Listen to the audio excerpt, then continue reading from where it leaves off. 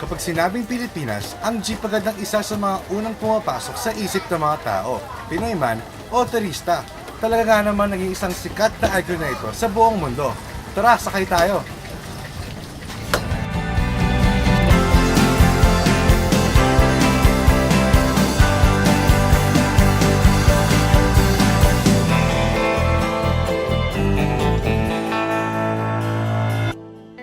Siyam, 10.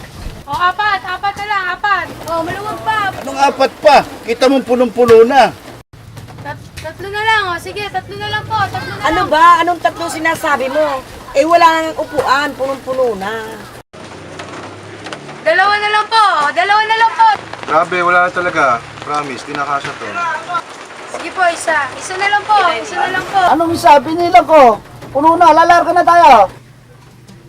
Isa sa mga problema natin sa pagsakay ng jeep ay ang overloading o ang pagsakay ng sobra sa ititakdang bilang. Kagaya ng jeep na ito, 10 lamang ang kayang mapaupo sa magkabilang upuan. May mga jeep na isinisiksik ang 12 na nagdudulot ng hindi kaaya-ayang pag-init ng paligid, pagsikip at kapagkahapon, pagbaho.